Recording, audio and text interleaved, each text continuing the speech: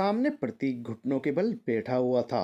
उसने अपने हाथ में अंगूठी पकड़ी हुई थी और आकृति उसके सामने खड़ी थी। उसने अपने दोनों हाथ अपने मुंह पर रखे हुए थे, मानो उसे अपनी आंखों पर विश्वास ही ना हो रहा हो। उधर प्रतीक ने आकृति को प्रपोज किया तो आकृति ने बिना देर किए हाँ कर दी। आद्विक की आंखों में नमी तैर गई। उसके हाथ से गुलदस्ता छूटकर नीचे गिर गया। प्रतीक ने उठकर आकृति को गले लगा लिया। आकृति भी प्यार से उसकी बाहों में सिमट गई। आकृति के चेहरे को देखकर ही लग रहा था कि वो कितनी खुश है। आद्विक को अभी भी अपनी आंखों पर यकीन नहीं हो रहा था। उसका दिल भारी होने लगा। अब यहाँ खड़ा होना उसके लिए बेहद मुश्किल हो रहा था। वो जैसे ही पलटा, सामने ही उसे परी मिल गई। आद्विक ने उसे देखा और फीका सा मुस्कुराकर वहां से चला गया। उसकी मुस्कुराहट परी को चुभ रही थी। ऐसा लग रहा था कि वो अपनी ही किस्मत का मजाक उड़ाकर रह गया था। पर वो दोस्त ही क्या जो अपने दोस्त की हंसी के पीछे के दर्द को ना समझ सके। परी ने भी देख लिए थे उसके अनदेखे आंसू। वो जानती थी इन सब के बाद आद्विक बुरी तरह टूट गया था। उस दिन के बाद आद्विक ने खुद को आकृति से दूर कर लिया। उसकी खुशी के लिए उसने अपने प्यार का गला तो घोंट दिया, पर जब भी वो आकृति को प्रतीक के साथ देखता उसके दिल में चुभन सी महसूस होती। ऐसा लगता मानो किसी टूटे हुए कांच का किरचा उसके दिल में चुभ रहा हो। पर उसने कभी किसी को अपने दर्द का एहसास नहीं होने दिया। वो बस खुद में घुटता रहा, ना अपना दर्द किसी को बता पा रहा था और ना सह पा रहा था।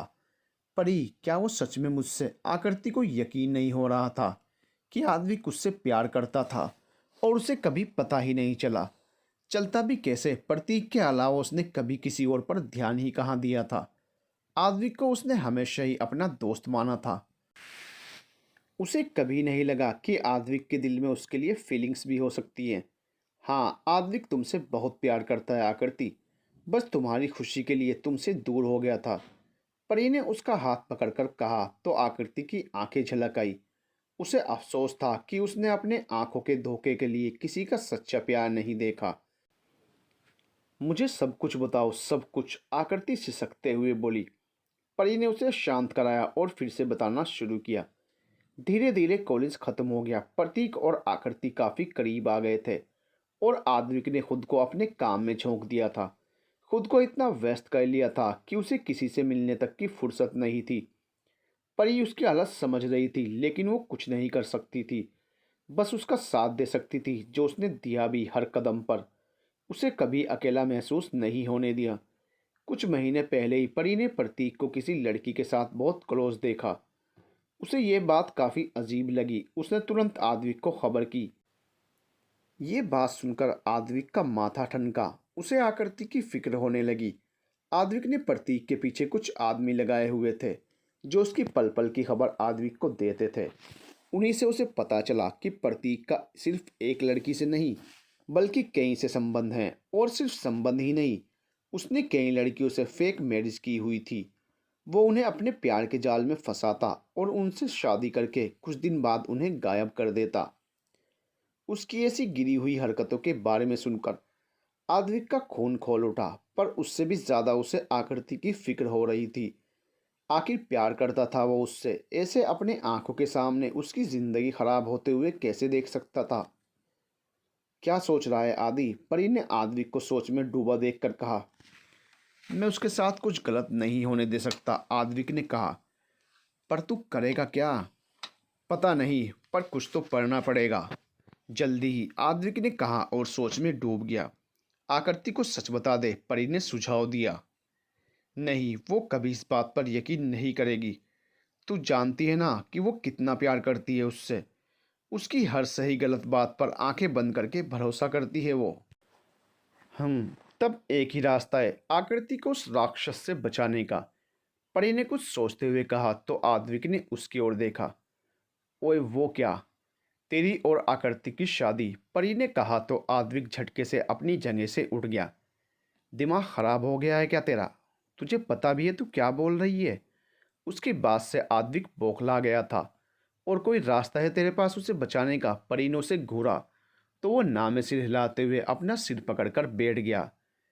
परी उठकर उसके पास आई और उसकी पीठ से हिलाते हुए बोली, देख भाई, और कोई रास्ता नहीं है। दूर रहकर तू कब तक उसे महफूज रख पाएगा? कभी ना कभी तो वो अपनी चाल में कामयाब हो जाएगा, लेकिन वो तेरे साथ रहेगी तो हमेशा महफूज रहेगी, तेरी नज़रों के सामने रहेगी। और उस कमीने की हिम्मत भी नहीं होगी उसकी तरफ आंख उठाने की। लेकिन वो नहीं मानेगी। आद्विक को उसकी बात समझ आ रही थी। नहीं मानेगी तो मना लेंगे ना, और तू वो सब मुझ पर छोड़ दे, तू बस शादी की तैयारी कर। अभी जाकर कोर्ट में सब सेटल कर, आकृति को मैं देखती हूँ। परी ने कहा तो आद्विक ने हाँ में सिर हिला दिया। वो बस किसी भी कीमत पर आकृति को महफूज रखना चाहता था। उसके लिए उसे जो करना पड़े वो तैयार था। अगले ही दिन परी के कहने पर आद्विक ने सार्थक को उठवा लिया था और उसने आकृति को कॉल करके एक पार्क में मिलने बुलाया और उसके सामने एक शर्त रखी कि अगर वो अपने भाई को सही सलामत देखना चाहती है तो उसे आद्विक से शादी करनी पड़ेगी। आद्विक जानता था ये सब के बाद आकृति उससे नफरत करेगी, पर उसे उसकी नफरत भी मंजूर थी। उसे आकृति बस सही सलामत चाहिए थी, फिर उसकी कीमत चाहे कुछ भी हो। शादी के बाद जब भी उसे उसकी आंखों में खुद के लिए नफरत दिखाई देती, उसका सीना छलनी हो जाता, दिल चीख चीख कर रो पड़ता। उसका प्यार उसका साथ था, उसके पास था, फिर भी दूर था। जिससे वो बेइंतहा मोहब्बत करता था, उसी की आंखों में खुद के लिए नफरत देखकर तड़प उठता। लेकिन उसने इस बात का एहसास भी आकृति को नहीं होने दिया। वो उसके साथ हंसता मुस्कुराता, उसे परेशान करता, लेकिन भीतर से वो हर दिन के साथ और ज़्यादा टूट रहा था। आकृति को प्रतीक के लिए रोते देखकर उसके दिल पर क्या बीतती थी, ये बस वो ही जानता था। उसने आकृति को कभी एहसास नहीं कराया, ना अपनी मोहब्बत का, ना अपने दर्द का। कहकर परी चुप हो गई। आद्विक की तकलीफ सुनाते सुनाते परी की आंखों में भी नमी उतर आई थी। वहीं आकृति अपने मुंह पर हाथ रखकर रो पड़ी थी। आद्विक की तकलीफ उसे बहुत अच्छे से महसूस हो रही थी, पर उसे उसकी तकलीफ का जरा भी अंदाजा नहीं था। कितना कुछ झेला था आद्विक ने उसे बचाने के लिए, उसकी नफरत तक मंजूर थी उसे। हर दिन के ताने भी उसने हंसकर सहे थे। बिना किसी शिकायत के, बिना किसी स्वार्थ के उससे प्यार किया उसने। हमेशा उससे प्यार करता रहा, प्यार के बदले प्यार पाने की चाहत रखे बिना। आकृति देखो, जो भी होना था हो चुका है। अच्छा बुरा सब कुछ अभी तुम्हारे सामने, पूरी जिंदगी पड़ी है। आद्विक तुमसे बहुत प्यार करता है, पर तुम्हारी मर्जी के बिना तुम पर कभी हक नहीं जताएगा वो, और ना कभी अपने प्यार का इजहार करेगा।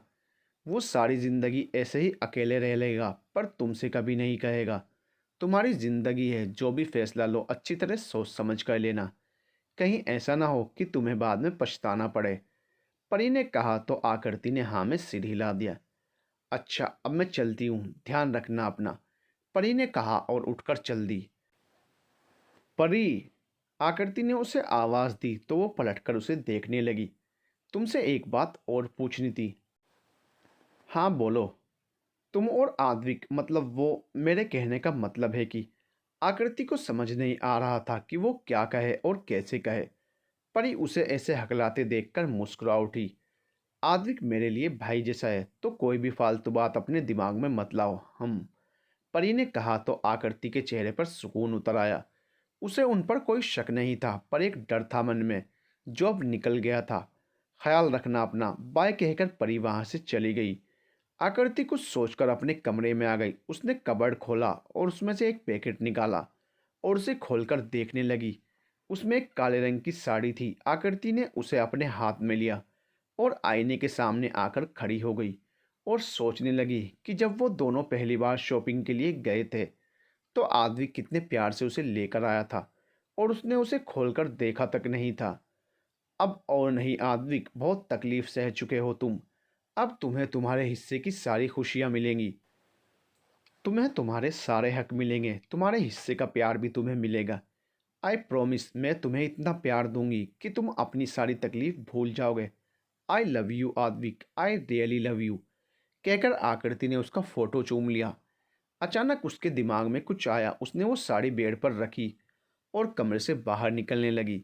तभी उसका फ़ोन बजा। देखा तो काम्या का फ़ोन था। वो आज उसके पास आने को बोल रही थी, पर उसने यह कहकर मना कर दिया कि आज उसे एक बहुत ज़रूरी काम है, तो वो कल आ जाए। काम्या ने भी ज़्यादा जिद नहीं की और फ़ोन रख दिया। आकृति ने कॉन्टैक्ट लिस्ट देखी और आद्विक का नाम जो उसने क्रूर सिंह नाम से सेव किया था, उसने उसे चेंज न करके बस उसके आगे एक दिल की इमोजी लगा दी। उसने समय देखा तो 4 बज रहे थे। आद्विक को आने में अभी कम से कम 4 घंटे थे। क्योंकि आज आकृति घर पर अकेली रही तो शमिता जी ने आद्विक को सख्त आदेश दिया था कि वो टाइम से घर आ जाए। आकृति तेजी से नीचे आई और घर में काम करने वाले बबलू को कुछ रुपये देकर बाजार भेज दिया कुछ सामान लाने को, और खुद किचन में आ गई।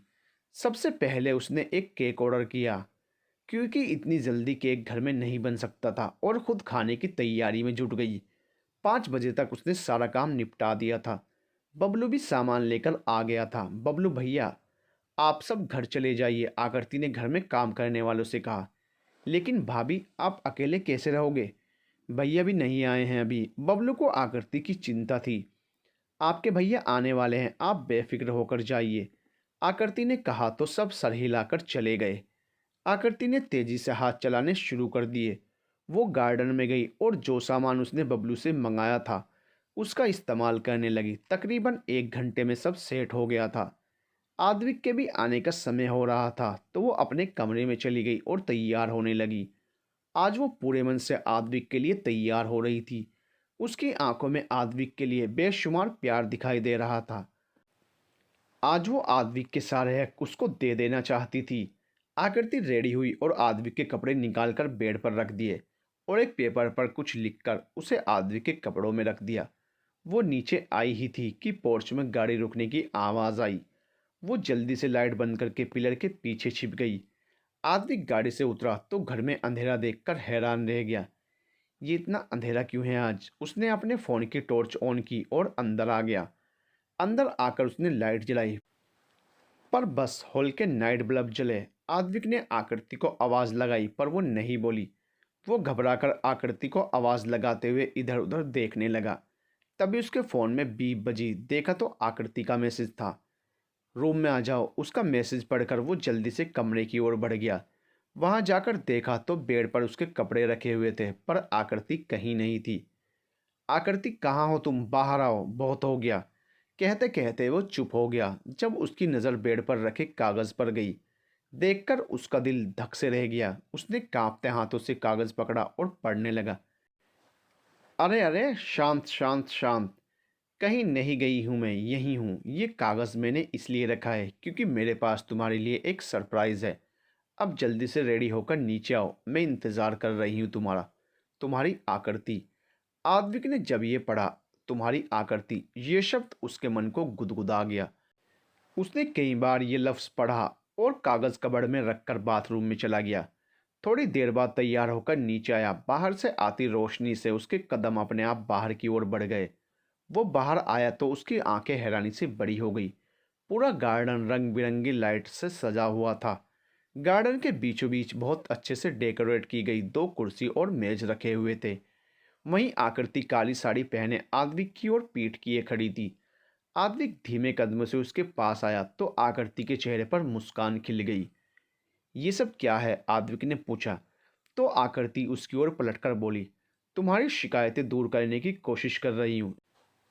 लेकिन आद्विक ने जैसे ही उसकी बात सुनी ही नहीं। वो तो बस मुंह फाड़ कर आकृति को ताड़े जा रहा था। वो लग ही इतनी खूबसूरत रही थी कि आद्विक के लिए उससे नजरें हटाना बेहद मुश्किल हो रहा था। आकृति ने उसे देखा तो उसकी हंसी छूट गई। उसके हंसने की आवाज़ सुनकर आद्विक झेंप गया और अपने बालों में हाथ घुमाते हुए मुस्कुरा उठा। Dance please. आकृति ने अपना हाथ उसकी ओर बढ़ाया तो आद्विक ने मुस्कुराकर उसके हाथ में अपना हाथ दे दिया। आकृति ने उसके दोनों हाथ पकड़कर अपनी कमर पर रख लिए और अपने दोनों हाथ उसके गले में डाल दिए और उसके और करीब आ गई। वहीं आद्विक हैरान था उसकी इस पहल से, पर मन ही मन उसे बहुत खुशी भी हो रही थी। आकृति ने अपने फ़ोन से म्यूजिक सिस्टम कनेक्ट किया और रोमांटिक सॉन्ग लगा दिया और दोनों डांस करने लगे और साथ साथ गाने के बोल भी गुनगुना रहे थे। थोड़ा थोड़ा शोर है दिल में, थोड़ा थोड़ा गुमसुम है, थोड़ी थोड़ी साफ है बातें, थोड़ी थोड़ी उलझन है। थोड़ा थोड़ा शोर है दिल में, थोड़ा थोड़ा गुमसुम है। थोड़ी देर में आद्विक का फ़ोन बजा। उसने फ़ोन जेब से निकाला और जैसे ही उठाने को हुआ, आकृति ने उसके हाथ से फ़ोन छीनकर स्विच ऑफ कर दिया और मेज़ पर रख दिया। अरे ये क्या? आकृति ने उसके होंठों पर उंगली रखकर उसे चुप करा दिया। आज का दिन बस हमारा है, बाकी किसी को आज हमारे बीच आने की इजाज़त नहीं है, समझे? आकृति ने कहा तो आद्विक ने हाँ में सिर हिला दिया और दोनों फिर से डांस करने लगे। दोनों एक दूसरे की आंखों में खोए हुए डांस कर रहे थे कि कुछ गिरने की आवाज़ आई, लेकिन उन्होंने उसे इग्नोर कर दिया। गाना बंद हुआ तो आकृति ने आद्विक के सीने पर अपना सिर टिका दिया। आद्विक ने भी उसे अपनी बाहों में भर लिया।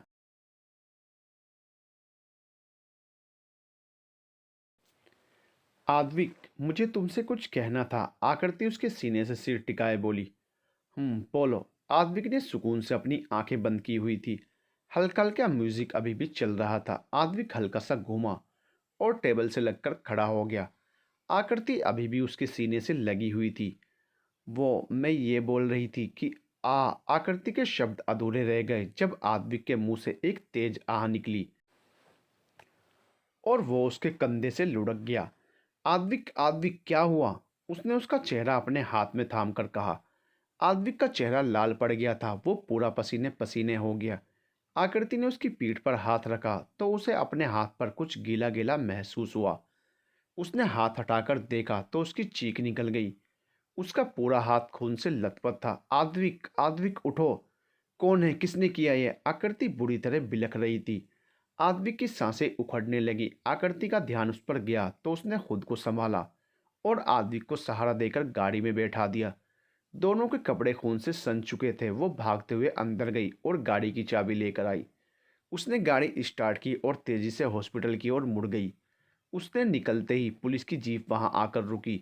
पुलिस वाले अंदर आए लेकिन उन्हें वहां कोई नहीं मिला।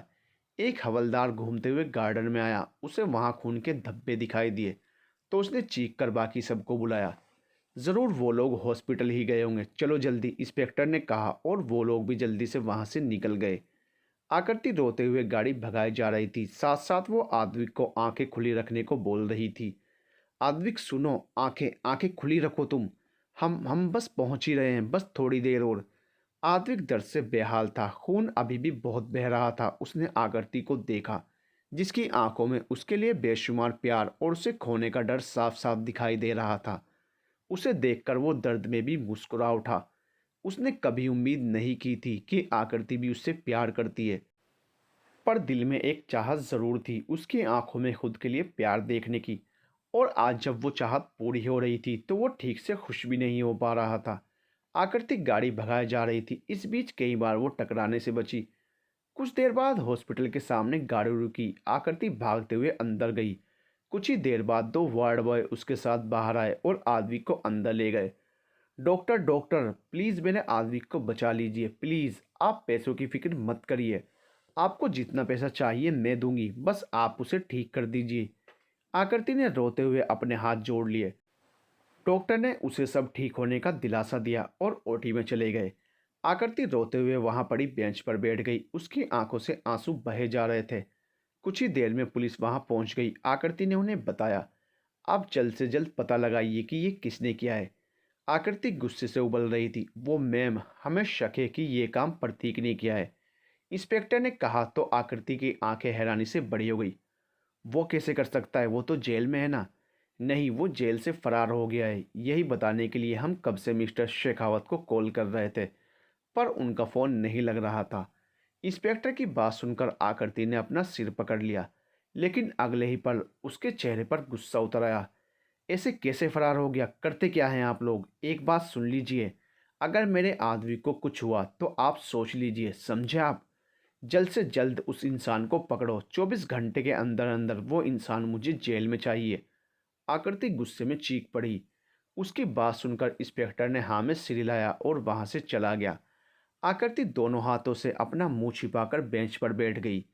अंदर आदमी का ऑपरेशन चल रहा था। उसकी पीठ में कंधे के पास गोली धंसी थी, जिसे निकालने में डॉक्टर को काफ़ी मशक्कत करनी पड़ रही थी। ज़्यादा खून बहने की वजह से गोली निकालने में और ज़्यादा मुश्किल हो रही थी। तकरीबन 3 घंटे बाद ओटी का दरवाज़ा खुला और डॉक्टर बाहर आए। उन्हें देखते ही आकृति उनके पास आई। कैसे हैं वो? ठीक तो है ना वो? वो बड़ी उम्मीद से डॉक्टर को देख रही थी। Relax Mrs Shekhawat, he is out of danger now. Mister Shekhawat अब ठीक हैं, गोली निकाल दिए, बस ज़्यादा खून बहने की वजह से वीकनेस है, वो भी जल्दी ही ठीक हो जाएगी, डॉक्टर ने कहा। तो आकृति ने चैन की सांस ली। उसने अपने हाथ जोड़ लिए। डॉक्टर ने उसके सिर पर हाथ फेरा और कहा, बेटा तुम कब से यहाँ अकेली हो, घर से किसी को बुला लो।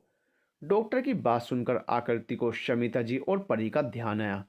वो सोच रही थी कि शमिता जी को बताए या नहीं, पर फिर शमिता जी की तबीयत का सोचकर उसने अपने पापा को कॉल लगा दिया। उनसे बात करके उसने परी को भी कॉल कर दिया। कुछ ही देर में मिस्टर मलिक हॉस्पिटल पहुंच गए। उनके पीछे पीछे परी भी आ गई। कैसा है अब वो, परी परेशान होते हुए बोली। आकृति ने बस हाँ में सर हिला दिया और परी के गले लगकर रो पड़ी। अब तक उसने खुद को कैसे संभाला हुआ था ये बस वो ही जानती थी, पर अब वो खुद को संभाल नहीं पा रही थी। पिछले 4 घंटे कितने भारी गुजरे थे उसके लिए। हर बीतते पल के साथ उसकी सांसें अटक रही थी। परी उसका सिर सहलाते हुए उसे शांत होने को बोल रही थी।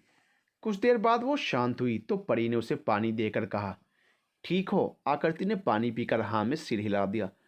मिस्टर मलिक का फ़ोन बजा तो वो साइड में चले गए। ये सब हुआ कैसे, परी ने पूछा तो आकृति ने उन्हें सब बता दिया। पर ये किसने किया, प्रतीक ने? क्या? पर कैसे? परी हैरान थी उसकी बात पर। इंस्पेक्टर ने बताया फरार हो गया है जेल से वो, पर अब उसे उसके किए की सज़ा मिलेगी। अब मैं पुलिस के भरोसे नहीं रह सकती। जो करना होगा मुझे ही करना होगा, आकृति ने गुस्से में कहा। पर तुम करने क्या वाली हो, परी ने कहा तो आकृति ने उसकी ओर देखा। साथ दोगी मेरा? आदि के लिए कुछ भी। परी ने उसके हाथ पर अपना हाथ रख दिया। पापा आप यहीं पर रहना, हम थोड़ी देर में आते हैं, आकृति ने मिस्टर मलिक के पास आकर कहा। हाँ बेटा तुम जाओ, मैं हूँ यहाँ पर। उनकी बात सुनकर दोनों वहाँ से निकल गई। पर वो मिलेगा कहाँ? परी काफ़ी हद तक समझ गई थी कि वो क्या करना चाहती है। मैं जानती हूँ वो कहाँ मिलेगा, उसने कहा और गाड़ी में बैठ गई। परी भी आकर गाड़ी में बैठी और आकृति ने गाड़ी शहर से बाहर जाने वाले रास्ते पर मोड़ दी। कुछ देर बाद गाड़ी शहर के बाहर एक छोटे से घर के पास आकर रुकी। आसपास बस एक दो घर ही बने हुए थे, बाकी पूरी जगह सुनसान पड़ी हुई थी। दोनों गाड़ी से उतरी और घर की ओर बढ़ गई। आकृति ने बेल बजाई। बेल की आवाज़ सुनकर कमरे में बैठकर दारू पी रहे प्रतीक के कान खड़े हो गए। अरे आ रहा हूँ यार, एक तो साले ने इतनी देर लगा दी, पहले की सारी उतर गई, अब घंटी बजाया जा रहा है। साले रुक तू, तेरी खोपड़ी को लटका देना है मैंने घंटी की जगह। वो बड़बड़ाते हुए दरवाजे की ओर बढ़ गया। वो नशे में इतना धुत था कि उसके पैर भी उल्टे सीधे पड़ रहे थे। क्यों मर रहा है बे, उसने दरवाज़ा खोलकर कहा तो एक जोरदार मुक्का उसके मुंह पर पड़ा। मुक्का लगते ही वो लड़खड़ा गया और उसकी नाक से खून बहने लगा। अबे कौन है, किसकी मौत? लेकिन आगे के शब्द उसके मुंह में ही रह गए, क्योंकि दरवाजे पर आकृति और परी खड़ी हुई थी। उनकी आंखों में खून उतरा हुआ था और उसे खा जाने वाली नजरों से घूर रही थी। उन्हें देखकर कुछ पल को तो प्रतीक कांप गया, लेकिन अगले ही पल बेशर्मी से हंसने लगा। उसे हंसता देखकर दोनों के तन बदन में आग लग गई। क्या हुआ, लुढ़क गया क्या वो तुम्हारा प्यारा पति? हा हा हा, जाना ही था उसे तो। अब तुम्हें मुझसे छीना था उसने तो सज़ा तो मिलनी थी ना उसको। वैसे एक राज की बात बताऊं, वो गोली उसके लिए नहीं थी, तुम्हारे लिए थी। वो क्या है ना, जो चीज़ मेरी नहीं हो सकती उसे मैं किसी का नहीं होने देता। पर वो एक बार फिर बीच में आ गया, प्रतीक ने लड़खड़ाती जबान में कहा। तो आकृति की मुट्ठी कस गई। एक बार फिर आद्विक ने उसे बचा लिया, वो भी अपनी जान को जोखिम में डालकर। कोई बात नहीं, जो हुआ अच्छा ही हुआ, आखिर तुम एक बार फिर वापस आ ही गई। मैं समझता हूँ तुम जवान हो, खूबसूरत हो, तुम्हारे भी कुछ अरमान होंगे ना, तुम्हारी भी तो ज़रूरत होंगी। कोई बात नहीं, मैं हूं ना, तुम्हें खुश कर दूंगा। प्रतीक बेशर्मी से मुस्कुराते हुए बोला तो आकृति गुस्से में आगे बढ़ी और उसका सिर पकड़कर दीवार से लड़ा दिया। एक तेज खून का फव्वारा उसके सिर से छूट गया। आज तक तुम्हारी हर बात सहती रही क्योंकि मुझे लगता था कि तुम मुझसे प्यार करते हो, लेकिन अब नहीं, क्योंकि अब मैंने तुम्हारा असली चेहरा देख लिया और अब मेरे मन में तुम्हारे लिए बस नफरत है, बस नफरत। कहकर उसने एक बार और उसका सिर दीवार से लड़ा दिया। प्रतीक दर्द से चीख पड़ा। अब तक बात मुझ पर थी, मैं सह गई, पर आज तुमने आद्विक पर हमला कर दिया, उसे जान से मारने की कोशिश की। ये मैं कभी नहीं सह सकती, क्योंकि प्यार करती हूँ उससे, बहुत ज़्यादा प्यार करती हूँ। और कोई मेरे प्यार की ओर नज़र भी उठाए, ये मुझे मंजूर नहीं है। आकृति ने उसके कंधे में चाकू घोंप दिया। प्रतीक दर्द से बिलबिला उठा। आकृति उसके कंधे में धंसे चाकू को गोल गोल घुमाने लगी। परी ने जब सुना कि वो आद्विक से प्यार करती है तो उसके होंठों पर मुस्कान तैर गई।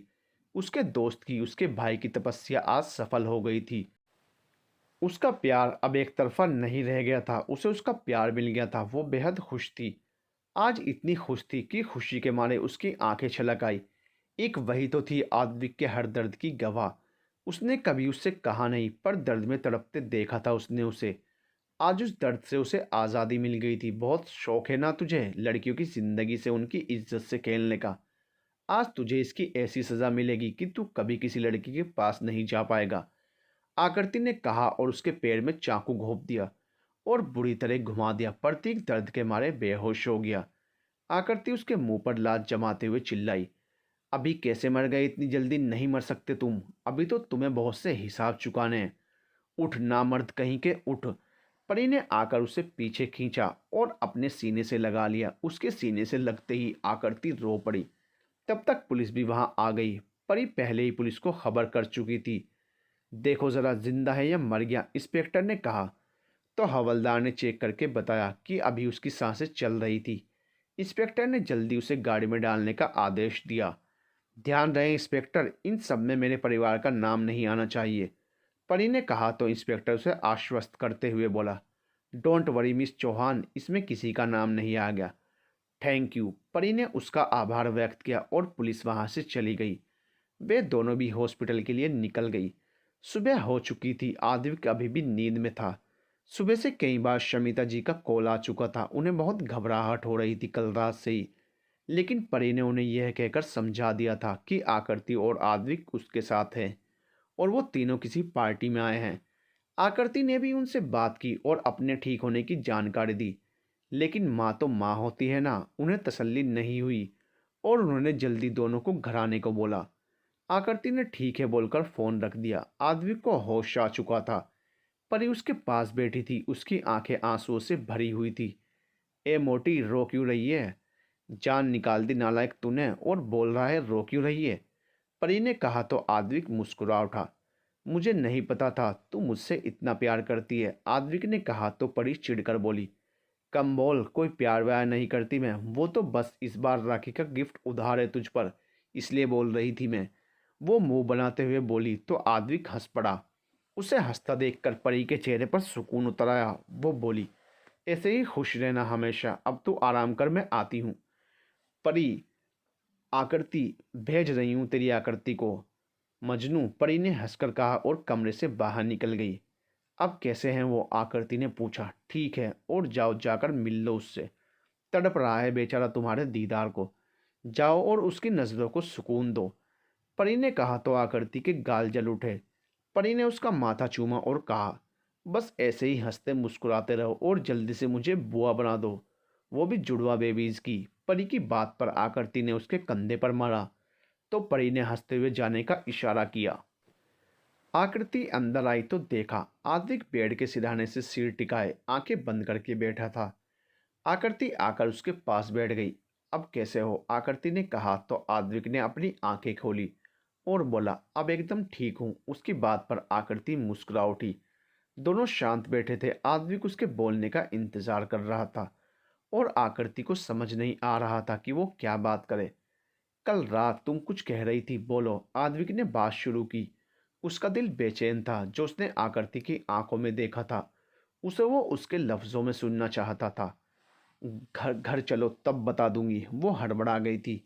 नहीं, मुझे अभी सुनना है, आद्विक जिद करते हुए बोला। अरे लेकिन, बात मत करो मुझसे, जाओ, आद्विक ने मुंह फुलाकर कहा। तो आकृति को उस पर टूटकर प्यार आया। दुष्ट, अच्छा सुनो। आकृति उसका मुंह अपनी ओर करके बोली, बोलो। आद्विक छोटे बच्चे की तरह खुश हो गया था। वो, मैं ये कह रही थी कि वो मुझे ये कहना था। आगे बोलोगी कुछ? वो खींच गया था। वो, आई लव यू आद्विक, बहुत बहुत प्यार करती हूँ तुमसे। पता नहीं कैसे, पर हो गया तुमसे प्यार। अपनी सारी ज़िंदगी तुम्हारे साथ, तुम्हारे पहलू में बिताना चाहती हूँ। हमेशा तुम्हारे साथ रहना चाहती हूँ। तुमसे लड़ना चाहती हूँ, झगड़ना चाहती हूँ, पर तुम्हारे साथ रहकर। अपना प्यारा सा संसार बसाना चाहती हूँ तुम्हारे साथ। इस छोटी सी दुनिया में कोई प्रतीक नहीं होगा, बस मैं और तुम होंगे। क्या तुम इस दुनिया को बसाने में मेरा साथ दोगे? आकृति आंख बंद करके एक ही सांस में सब कुछ कह गई। साथ ही आदिक के दिल के सारे तार एक साथ झंझना दिए। वो हैरानी और खुशी से आकृति को देख रहा था। कोई जवाब न पाकर आकृति ने अपनी आंखें खोली और उसे देखने लगी।